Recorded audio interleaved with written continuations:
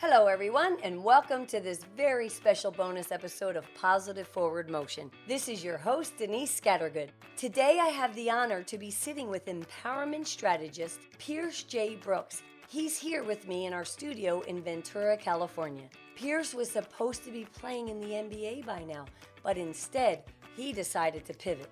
Pierce recently shared his story in his TEDx speech titled, Playing the Game of Social Pressure. Pierce was also the first student to ever give a commencement speech at his university.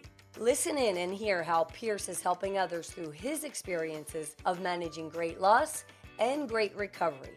It's no wonder that Pierce is a sought-after speaker and empowerment coach. As I mentioned earlier, this interview was done live in our studio, which means you'll also be able to watch it on our YouTube channel and Facebook page. You can find it by searching Denise Scattergood, and for your convenience, I'll also share the links in my show notes. So sit back, relax, and prepare to be inspired. Pierce, welcome to Positive Forward Motion. I'm so excited to have you here today. For the listeners out there that know that Positive Forward Motion launches a new episode every Wednesday, and it's 8 minutes or less, and they're bite-sized topics you can take home and just, listen in the car on your way to work, whatever it may be. And we're not teaching you anything new or different. It's just something to remind you. And then I love taking at least once a month somebody who embodies positive forward motion like yourself. I try to. Right? Absolutely. And conduct an interview and learn more about you. And I know you're going to add value to the listeners today. So I'm so excited that you're here. So I know you just launched your new company. Yes. I'm not going to give the name. You give the name and tell the listeners just a little bit about you. Yeah, Empowered Storytellers is the company I just watched. I'm an empowerment speaker, former TEDx speaker, and I'm a former athlete that experienced I received a lot of scholarships and lost a lot in my life. Lost scholarships, lost my father, and what I had to do was try to find a way to move in a positive direction past my grief, right? And I just did a lot of exercises to get to a different, point in my life where I could find meaning from what I've been through. That what I've been through wasn't for no reason. How can I really kind of pivot my life from the lessons that I took and turn it into something greater? And I found speaking, public speaking did that for me, and sharing my story. And so Empowered Storytellers is that, where I have a platform where I do public speaking events and private speaking events for companies, individuals, empowerment coaching, life coaching, things of that sort. That's great. And you did your TEDx talk. I watched it back in February. It was recent. Yes. Right? Yeah. And the title was Playing the Game of Social Pressure. Right. So how'd you come up with the title? Share a little bit about that. Yeah. How did I come up with the title? When I got the opportunity to speak at a TEDx, I was very excited. It was a huge goal of mine that I had for a long time. And my process of writing a speech, I take about 4 weeks to really just get everything out, put all my ideas on paper.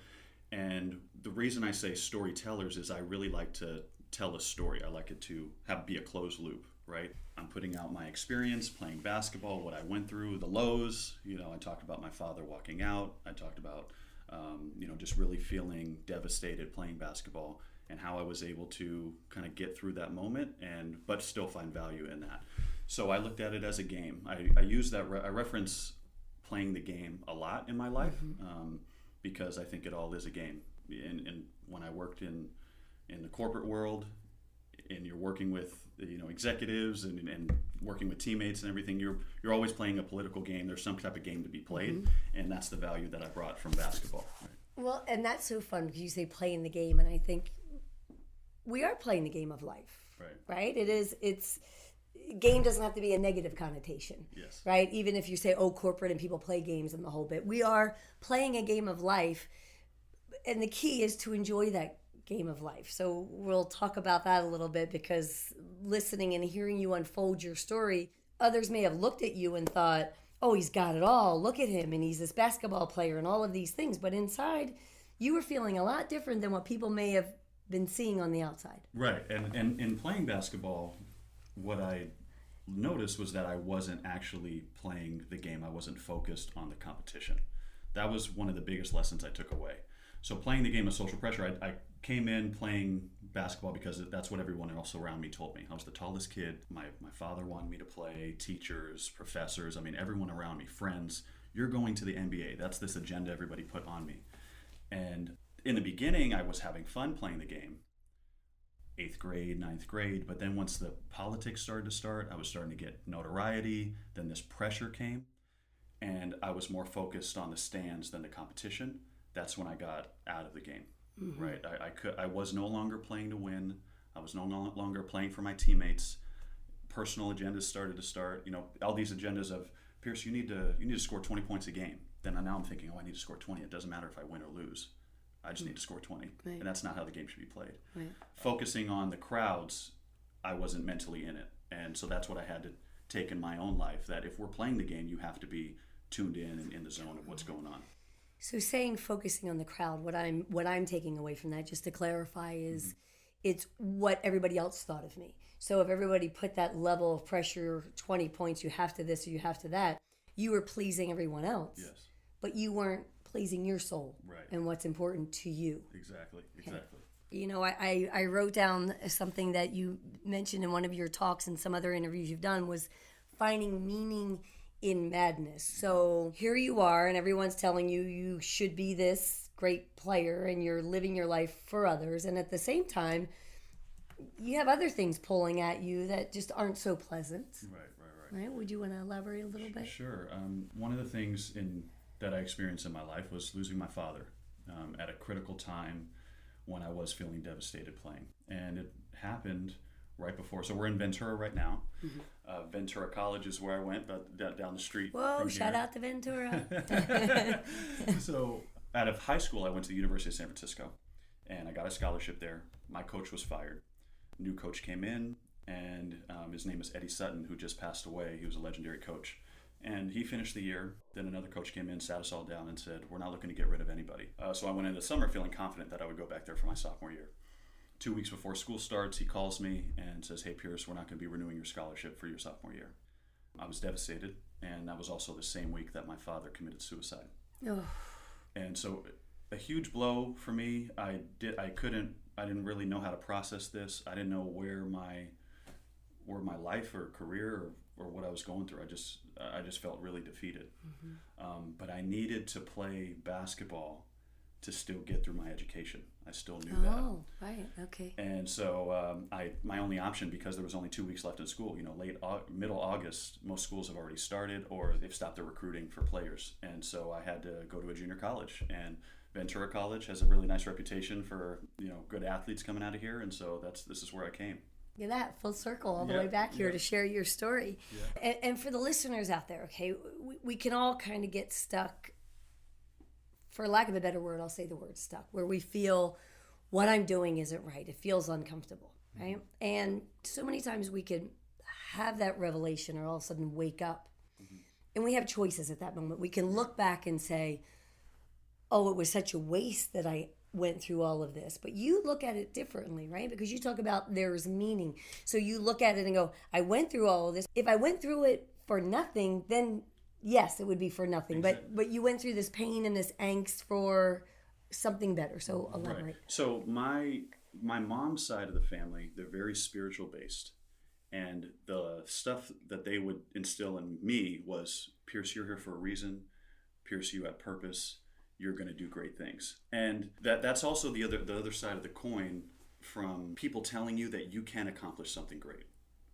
People saying that you can be in the NBA, that made me think for a while that, I can accomplish this great thing that several people aspire to do, right? And I believed that for a while. It turns out that's not really what I wanted to do, but it still instilled something in me that I was special, that I could accomplish, that I was here for a reason.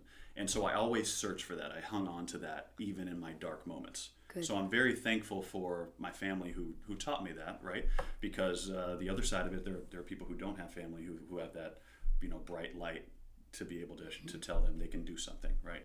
So that's really the seed that was planted, where I was always able to look at it. And it was a long road, where even after Ventura College, I got a scholarship to the University of New Orleans. BP oil spill happened that summer, and they were defunded from a Division I to a Division III, so I couldn't get a scholarship there. Then I went to Texas A&M Kingsville. We had a losing season. The coach ended up telling me after the season, we're not going to be having you back for your senior year, so I lost another scholarship. And I found this college in North Dakota, Dickinson State. At that point, They accepted me in. I found a community. I didn't feel like a disposable basketball player anymore.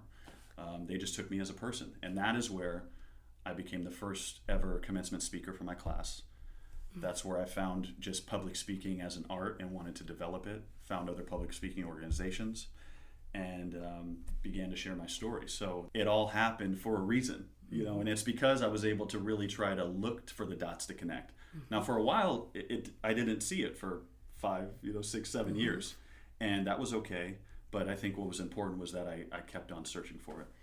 Well, and that is in true positive forward motion, right? So we go through things in our lives and you have choices of how you want to handle it. And also, I'm going to give you a little credit in the sense that we talk about our perception in families, right? So you had a side of your family that was positive and spiritual and the whole bit. And then your dad, obviously, if he committed suicide, there were struggles and maybe mental illness. And I have that in my family. My brother, was diagnosed at 17 and he's 60 now. So imagine 43 years ago what they thought about mental illness then and how it was. And there's so much more awareness now, it's so nice. But what I'm getting at is the fact that give yourself the credit that you didn't hang on just to one side of what you learned with your family, and now everybody is telling you you're going to be this great basketball player, you're going to be all of this and all of that, that you went, but I have this side. I have this side of my family that is spiritual based, and I'm going to hang on to this to help me keep moving forward. Because there are people out there that might have both sides, but they don't see it, because sometimes that dark can become so overwhelming and so dark that it's hard for us to lift our heads and be able to reach out and connect those dots and see where we can go. Where I really try to, what helps me personally is to understand that and have gratitude for that. I do, I have heard, give yourself some credit, and I'm trying to, I view sometimes credit tied to ego, and it may be, it may not be, but that's how I look at it. And so that a lot of times it doesn't help me with that mindset. For me, it's more conducive to just say, be thankful, have gratitude that you have this side. A lot of people don't. You're lucky. Right. Several families have it, several people have it, and some people don't. We have to try to find those inspirations.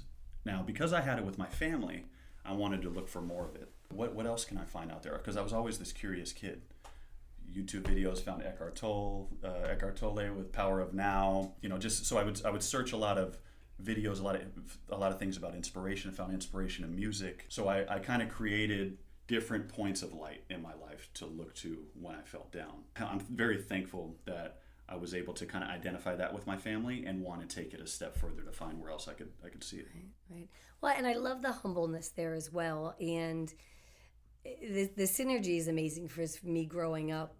My mom, the most positive person in the world, same thing. You can do it, go for it, don't ever give up. My dad's side was, different, grew up through the Depression, different outlook, different things. And I believe I've felt the same way, that I saw the lights and I always wanted to reach more for that, because this negative side and this dark side, it just didn't feel good. But I'm also thankful for those experiences, because my dad was tough, right? Raised through the Depression, Ukrainian immigrants. I mean, I was his little girl, but he was a tough cookie. Right. And where my mom would be more the positive and try to help things along in a different way. But I'm very thankful for both of those experiences. Yeah. So share with me, when you say you find that gratitude, how both of those experiences maybe helped you and how others can learn. Right. So my father was, it was really rough sometimes to be around him. Now, on one hand, he was my hero. I was a daddy's boy, and I idolized him. I was always, like I said, this curious kid, so I would look to him to see what he did, and he's what they call, there's this book called How We Love, which talks about how people love different ways, right? They're avoiders, pleasers. He's a vacillator, and in a lot of ways I've turned out to be like him, which I'm working on.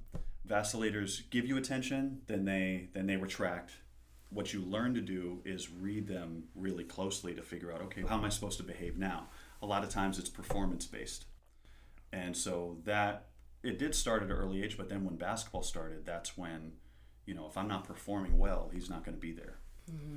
And if I had bad games, he'd walk out, and I'd say, why is I'm looking at all these other kids. These kids aren't, they're playing worse. Their parents are still cheering. Why is my dad leaving? And then he wouldn't talk to me for a few days, and he put me on timeout. I'm not going to talk to you for 2 weeks. He'd do things like that, and he'd write letters and say, in all caps, Pierce, you're never going to be this. There's this other player who people would compare me to at the time, who was in LA. You're never going to be him.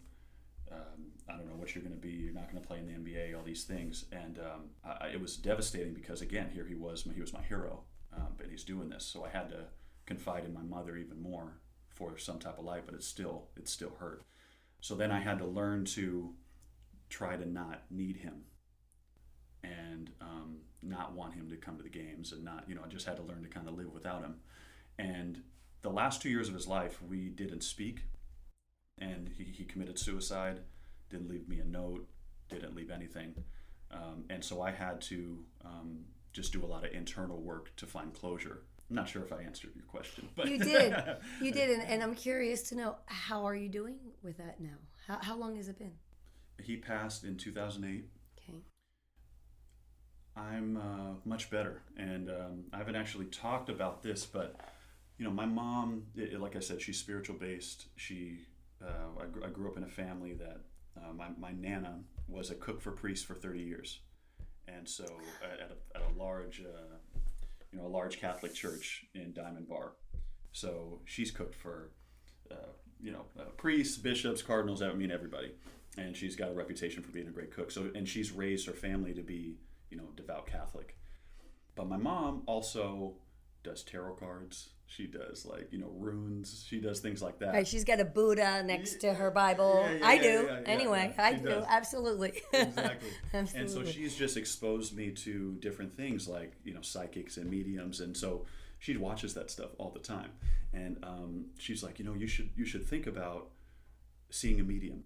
And at first I was like, I don't know. And this is maybe 2 years after he had passed.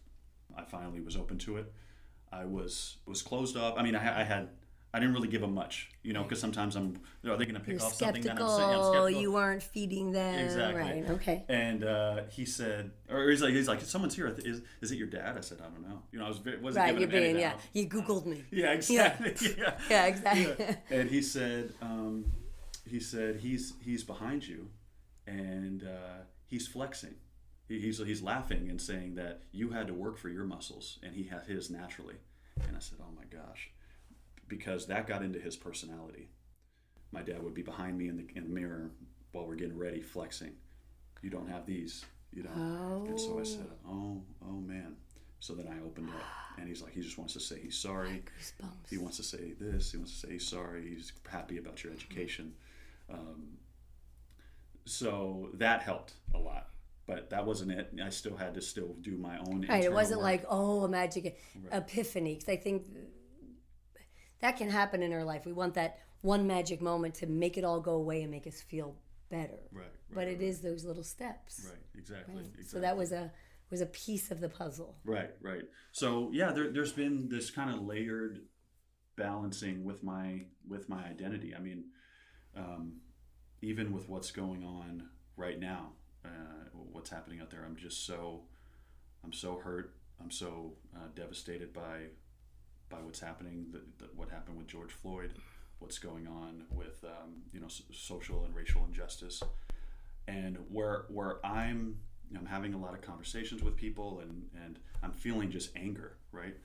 And where this fits into my life is that some people think I'm biracial, and I'm not. I'm probably more like quadracial. My mom is Creole. Right, because you said New Orleans, right? Okay. Exactly. Okay. And my dad is black, and so my grandma is real fair skinned, my nana, and so she was married to a black man, but she would get they thought she was white, and so they got they got crap for why are you dating this white woman? Right. Hotels not allowing her to stay because they thought they were a mixed couple. And so a lot of times she didn't want to identify with her blackness necessarily. It brought pain on both sides, right? And for me, I was, everybody thought I was mixed, and I was fortunate enough to grow up in the Valley. and the school I went to was very mixed. And so from like kindergarten to, eighth grade or so, I didn't really feel that I was black, right? In my experience of being, of any type, experiencing any type of racism or anything like that. And it wasn't until I went to high school, and when actually I started playing, when I started playing basketball, I played with the inner city kids, and those kids would, they would let me know that I was different, that I was black, but that I was a different kind of black. Kind of thing, right. Yes.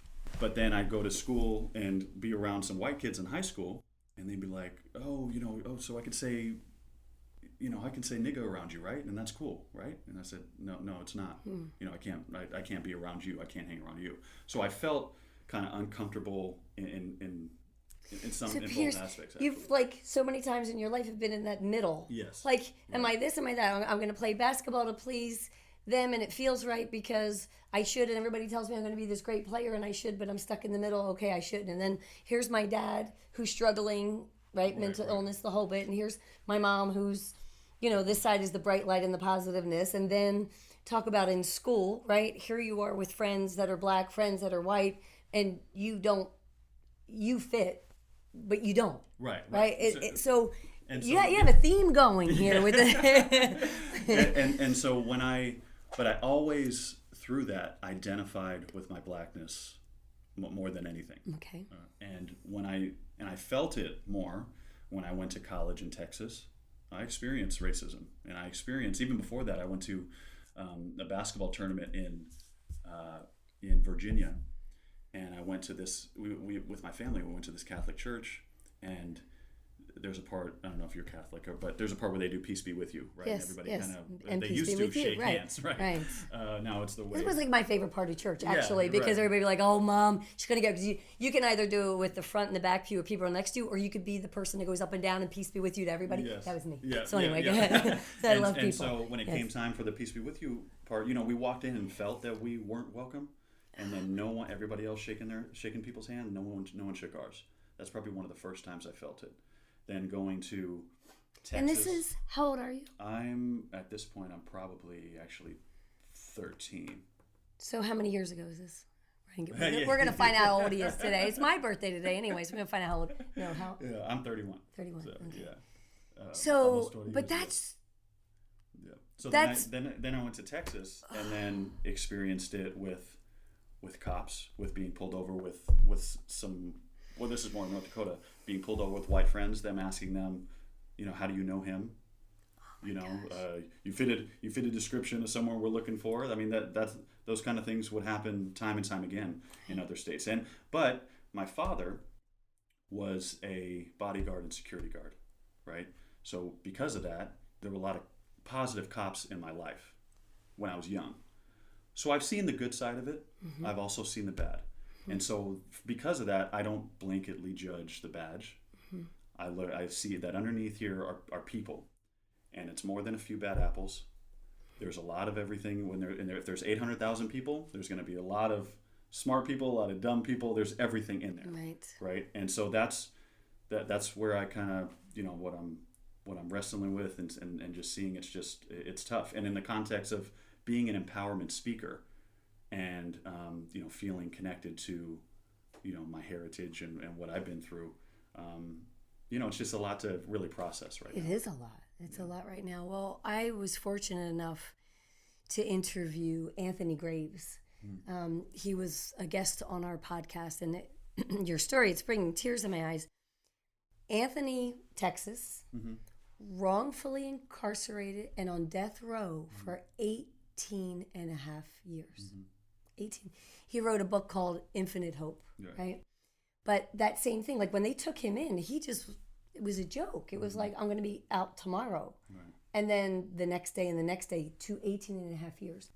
Why I bring that up is how you're sharing that not everybody is bad. And when I first met Anthony, we sat down to interview, and he has such a bright light and such a spirit. You're going to want him to be in your empowerment stories. 100%. I'll connect the two of you because you're definitely, he's wonderful. And so I said, Anthony, you have every right to be bitter and angry and resentful and the whole bit. Same for you in the sense with your dad. Like, how could you leave him? You committed suicide, right? You could take that and turn it into, or you could turn it into as personal power or something good, or finding meaning in the madness. Right. But when I said to Anthony, you have every right to feel a certain way, and then I said, so tell me about yourself. And he went, before I go on, let's back up. He goes, I need to reflect on what you just shared. He goes, I have no right to be angry or bitter. He goes, because if I did, all that I went through was for nothing. And it wasn't for nothing. And that is, and he has a whole foundation to help, because there was no resources for him when he was wrongfully incarcerated. And I mean, 138th, he is fully, what's the word? Exonerated. Yes, thank you. But that ties into, we're in prison. He was in prison on death row. How many of us imprison ourselves because of the way others may treat us, because of what my dad did or said or what happened, or because I feel imprisoned because social pressures, influence. I feel imprisoned because everybody tells me I need to be this, but inside I'm screaming I want to be something else, but I'm afraid. Yeah. So touch on that. Well, and even back to what he says, because I think about this a lot. I think we have, I strongly think that we have a right to be angry. Where I think is that if we want to be effective in moving forward, that anger can't get in the way of community organizing, being effective, right? So as long as the energy is sustained, but yeah, I don't believe in just sitting in anger and just throwing tantrums, right? But I was angry for a long time in my experiences. And it took me just saying, okay, I don't want to feel this much longer, but that was critical to getting to the point that I got to. I sat in my anger for a bit, and then I said, okay, now I want to really move forward. What do I need to do, for personally, right? Part of that was sharing with other people that I trust, communication, trust. I mean, these are real pillars to growth, right? Absolutely. In any relationship. Personal or with someone else, right? And so that's part of the problem in the country, is that we're so divided, right? And that there's no communication on, for my opinion, like another one side is not open to, I've been getting in a lot of these conversations with people, obviously I'm about Black Lives Matter, right? And so there's been a lot of my white friends that have come out and said, I want to learn more about what you've gone through, your experiences, and I want, that. And I love having that conversation. Basically, I haven't been through what you've been through, but I want to learn, what it is, what can I actually look at, right? When people are just sharing, all lives matter, not willing to have a conversation with someone like myself or someone that looks like me, that's when I really have a problem. So there's a communication issue, there's a trust issue with each other, with the country, because we haven't dealt with, what's happened to Black people over hundreds of years. And so when you don't deal with it, this is going to fester. That's right. Yeah. So that's what we're seeing right now. That is what we're seeing. And thank you for going down this road and having this topic, because I don't know what it is to be you. Right? I don't know what that, and we do need to understand and learn. And in anger, like you said, we can be angry, and I think that gives us fuel. That's good. To get all fired up and be angry to do something. Absolutely. Yeah. But then what are we for? Right? I did a topic on being for something rather than against something, because sometimes if you're against, it's just this fight. So what are we for? We are for Black Lives Matter. We are for learning. We are for educating. We are for helping. We are for putting an end to it. Right. That's what we're for. Not I don't want that to happen anymore. Okay, go there. But what can we do for the forward motion? What can we do so my grandson, your children someday are looking at this and going, thank God we got this fixed. Right. Well, what we can do really is all have skin in the game and all be a part of it, and not view it as just this is a Black issue. Part of the reason why we have more masks and more ventilators is for everybody had skin in the game. Everybody had to stay home, right? Corporations suffered because they couldn't have workers. So now Tesla's in the mask building business. Toyota's building masks. And so because they had skin in the game, they had to, because they wanted to get back to work. That's how everybody needs to be in the human rights business. So I personally don't agree with the looting of the nail salon. I don't agree with any looting, right? But especially not the nail salon, these businesses that can't recover. But I understand where people are coming from when their anger, just they want something to change, and all these different corporations and people can do something about it, and they're not. And we're not dealing with it. They're not talking about it. It starts to build. Then it's going to, manifest and spill over, and to get attention somewhere. Right. Like, let's shake this all up. Exactly. Let's shake it up. Yes. Let's shake it up. Oh, it is about time. It's about, yes. And it's about time it doesn't stop being shook up. Right. Well, and it was the perfect storm of COVID hit, millions of people laid off, everybody's at home, pent up energy already. Then the country opens up, then this happens. People aren't going back to work. If everybody was if life was as it usually is and everybody has a 9 to 5, these protests would have probably died down by now. Right. Everybody gets a little tunnel vision. Yeah. So everybody's focused on this. Their energy's pent up. They want to see some change. And so that's what we're seeing. It's making people uncomfortable. Again, I don't agree with the looting. But I do think that, if you look at what happened with civil rights, they were able to put a bill out in 10 days, to change something. So we just need everybody to come together to talk about it, to be open to seeing a different point of view and getting this agenda forward. If you're really about all lives matter, let's see it. That's all we're saying. Boom. Look, touching. It's yeah. COVID. Absolutely. So it's such an honor to have you here today. We could talk for hours. I mean, and just how just want to make sure I say this. I don't know what it's like to be a woman, right? And it's important for me to, and because I've had great women in my life, I haven't been, by no means been perfect in my understanding, but I do try to, listen to what my mother's going through, listen to what, the strong women in my family are going through. And so that's critical too, right? And that's not far enough either. So we all need to have skin in the game on all these issues. Absolutely. I remember saying it to a friend once who was having children and had a daughter and had a son. And I remember saying, I can tell you from a daughter's point of view, because I've been a daughter, right? I can tell you as a dad to your daughter how it feels when my dad would empower me, and my dad would look at my brother and I and tell him one thing, but then tell me something else, and the impact was 1,000% different. Because he would say, "Oh, you want to take flying lessons? Come on, let's go." Yes. And I was like, "Oh, so for the power that you have, but the impact that you have on different lives, whether it's different race, different gender,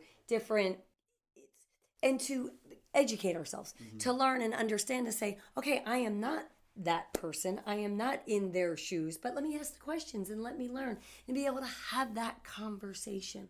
This is how I feel. This is how it makes me feel." And to say, have empathy and compassion and understanding. And are we perfect? No. Right. What I really love about what you're saying is that's what's happening in this country. It's like the relationship between siblings. When one parent treats one child differently than the other. That's how Black people feel. Right. We are siblings in this. America is the parent, and it's been making us do all the chores, making us sleep outside, while our brother is in there. That's what it's felt like. Right. No more. Right. No more of that. No more of that. No more of that. Absolutely not. So one of the things that you share is when we take control. So when, here you are, this basketball player, and you're doing all these things and you're serving everybody else while you're going through all this craziness in between, right?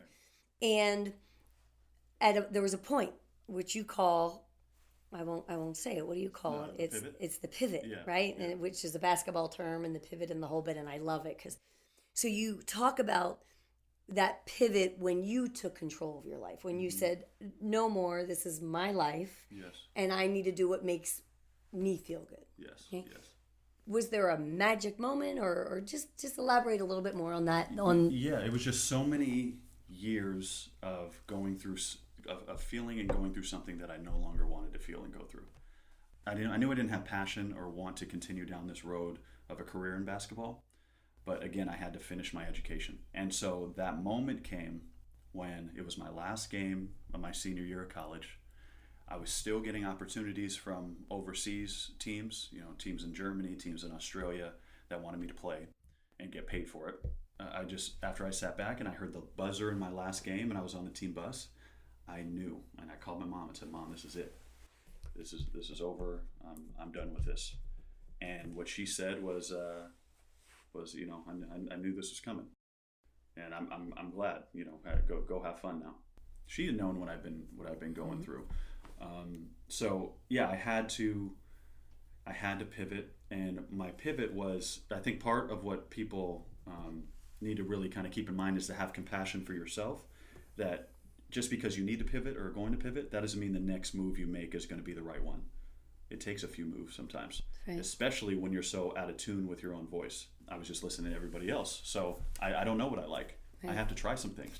But the buzzer, I love that. Boom, there goes the buzzer in your life. The buzzer, okay, I got to make a change. Right. Okay, shit, we're allowed to curse. We can, whatever, sorry. Shit, right? But this is my life. The buzzer just went off, and I'm going, it's scary. Mm-hmm. It's very scary, especially you're young. You've been told you need to do certain things, and I'm saying you're young. I mean, it can happen to all of us at whatever age you're at.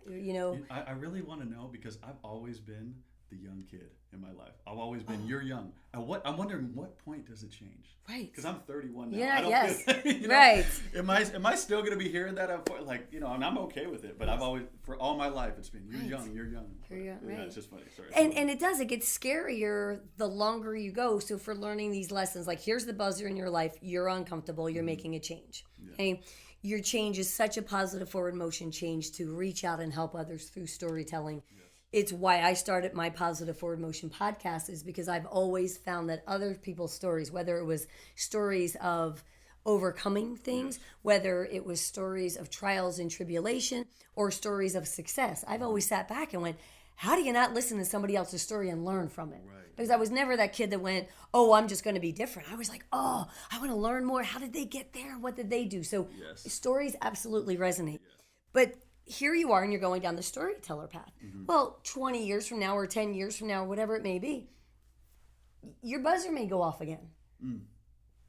It may. It may. Right? Yeah. And if it does and it goes off again, for anybody out there listening and knowing, it's your buzzer. It's your life. I mean, do you want the buzzer to hit? They're lowering the casket and then you go, it's too late. I should have done something. Right? To do it now.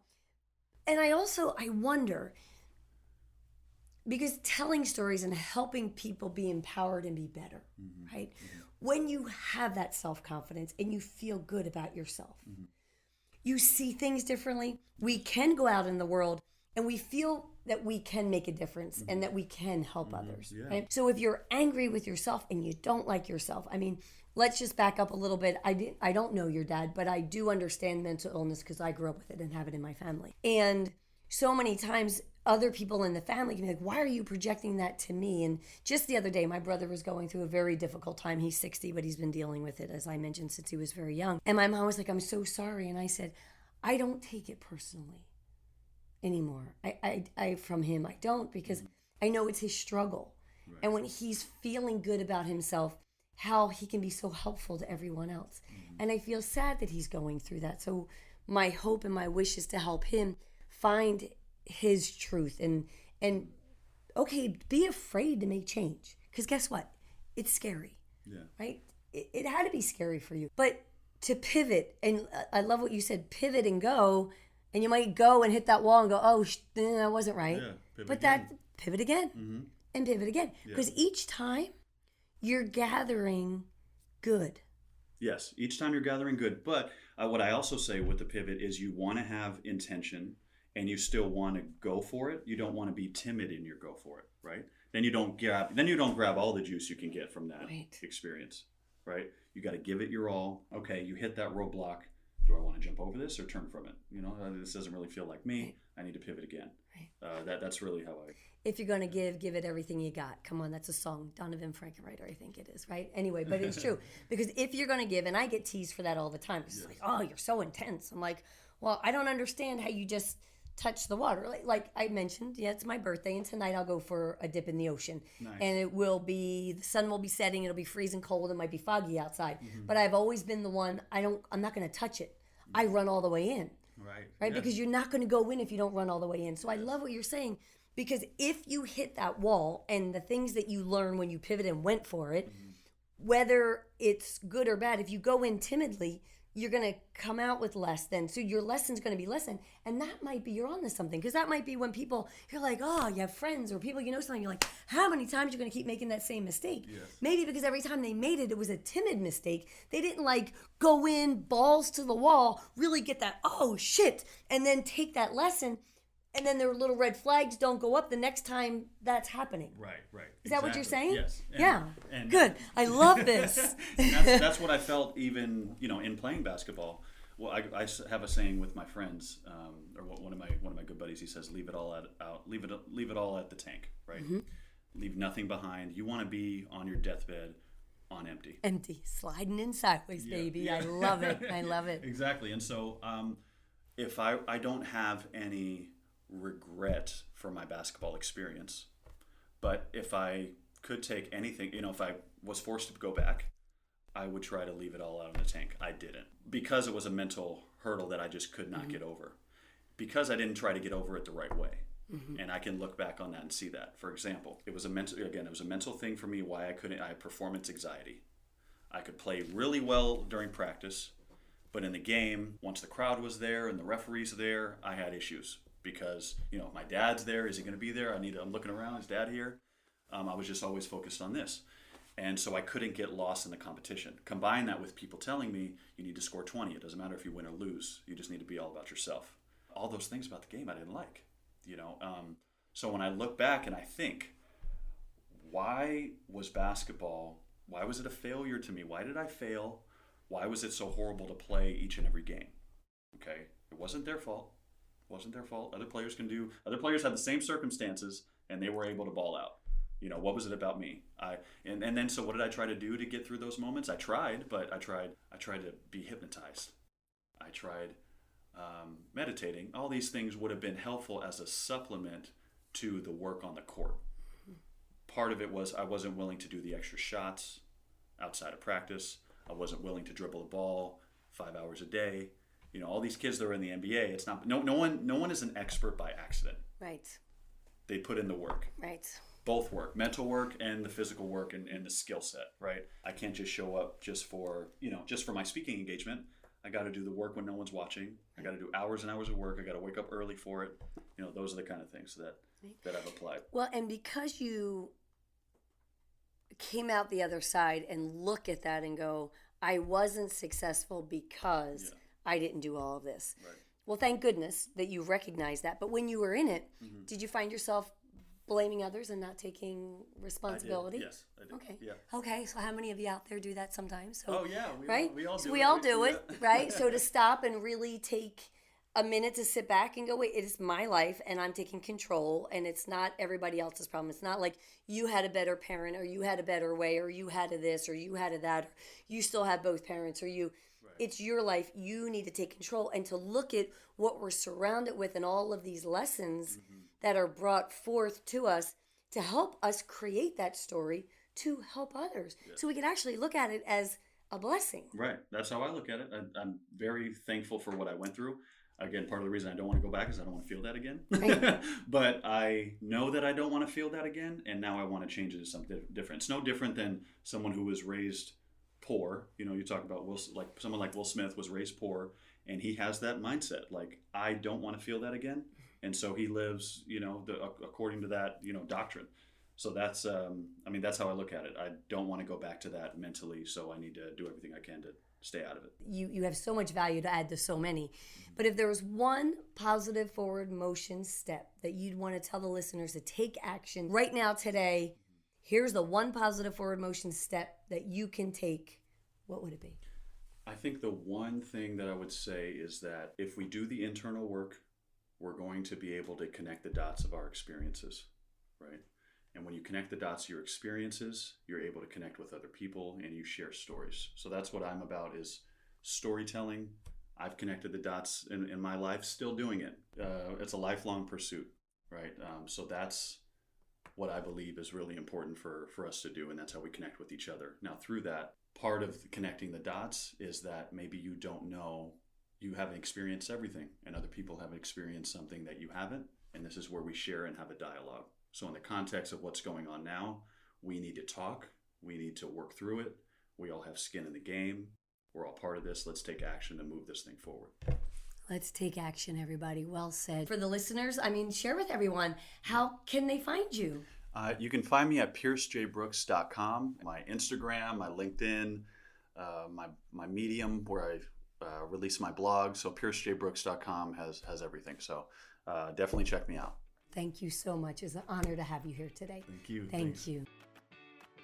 Thank you so much for listening. If you like this episode, please rate and review and share this podcast to help us spread our message of positive forward motion. And don't forget, you can follow me for more daily doses of positivity on Instagram and Facebook at Denise Scattergood, and you can find me on Twitter at Alert Trainers. You can also opt in for my daily text messages by texting the word positive to 313131. And remember, each episode comes with a free worksheet to help keep you on track. It's simple. Just go to denisescattergood.com. You can find a free PDF download link under each episode. And be sure to tune in every Wednesday for a brand new episode. And remember, no matter how small your step is, as long as you're taking it in the right direction, that's what I call positive forward motion.